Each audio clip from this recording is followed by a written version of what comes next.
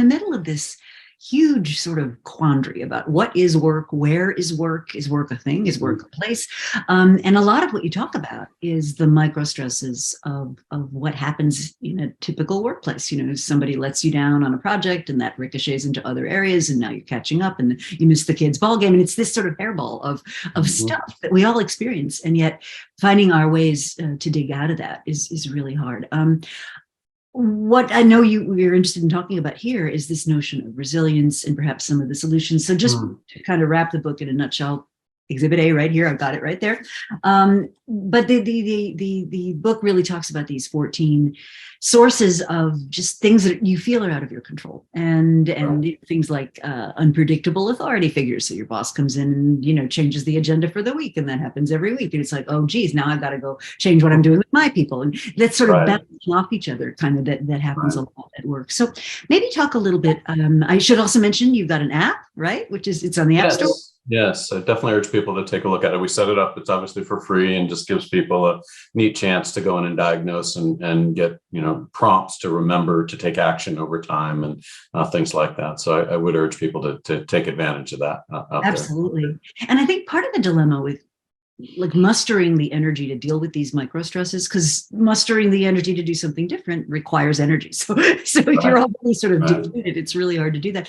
But it reminds me of a lot of these things, like losing weight or sticking to an exercise regime or whatnot. It's not like you're once and done, right? It's a daily thing that you have to deal with. Right. So maybe talk a little bit about this notion of how you build resilience into what you do, so that you're not completely flat every time one of these things hits you. Yeah. And if I can, maybe I'll take that in 2 steps, if I could, just to talk a little bit about also how people are making the ideas actionable. So that's, very important to us as the way we have 14 of them makes it actionable, but trying to write a book on 14, a list of 14 makes it boring. And so there's this constant, interplay between how do you get the stories and the richness in it and small tools at different points, but then, aggregate what people can do. I think one of the things I would anchor on is our chapter 5, where we're really saying, here's 14 of these micro stresses. And then across the top of this grid, we're saying, here's the sources that typically create them, right? The boss, authority figures, like you mentioned, colleagues letting you down,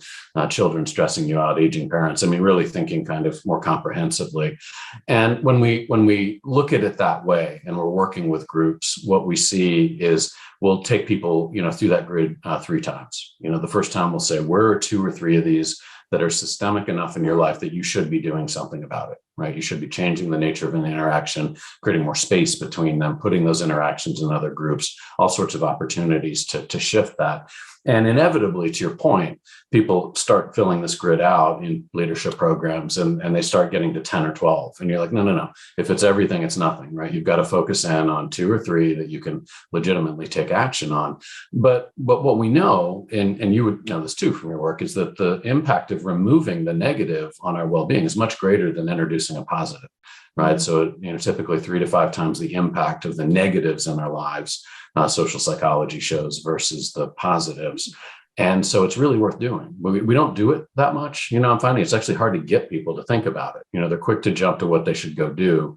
They're a little bit more harder to kind of think about how do we take some of these interactions down around us. So what we see is, kind of isolating 3 to 4, that you can take action on now has no material impact. Then we have them go through this grid a second time and say, what are 3 or 4 that you're causing others? Right. And this always catches people off guard, because, I'm not, causing it. And then they start thinking about it and like, well, maybe I am leaning on my child too heavily in a certain way, or maybe this one employee that I keep going back to.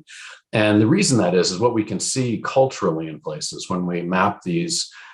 We do large podcasts or webinars or things like that, and people are polling against, here's the stresses I'm experiencing, here's the stresses I'm causing, is that the profiles are almost identical, right? So the stresses these leaders are absorbing, they tend to pass on without really thinking about it. And so you want to stop that, obviously.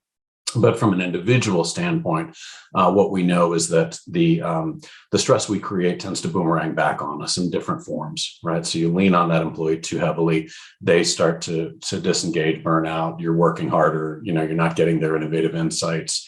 in many, many ways. We see evidence of that. And so the second pass through is kind of how do you stop it? And then the third pass, and maybe I'll hand this one to Karen a little bit to talk about, is to kind of back away and say, where are you kind of down in the minutia too much? Right? Where do you have 3 or 4 points where you've just let something get under your skin and you've made a mountain out of a molehill?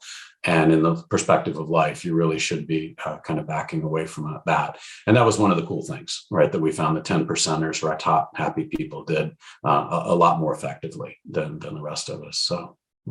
Well, let me just found interesting, and I'll get back to you, Karen, in just a sec. But one of the things that really intrigued me was so much of the solution is actually outside work. Like a lot of the micro stresses are related to work, but a lot of the solutions are kind of outside it. So, Karen, go ahead.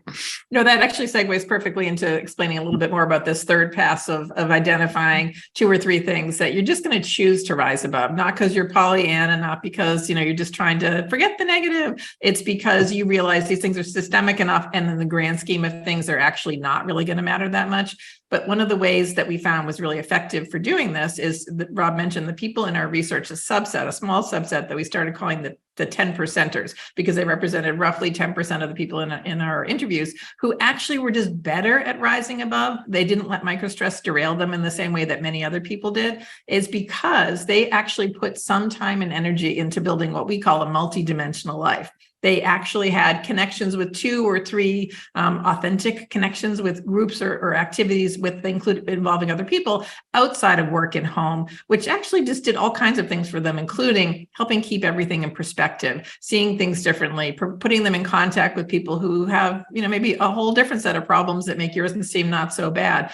Building a multidimensional life, again, and not in giant, huge change your life ways, but in small ways, small moments of connection, was a really powerful antidote to kind of not letting the microstress that we all have completely drag you under. And so we learned from our 10 percenters that finding small ways to do that in your everyday life has a really big difference, makes a really big difference in your ability to navigate all this.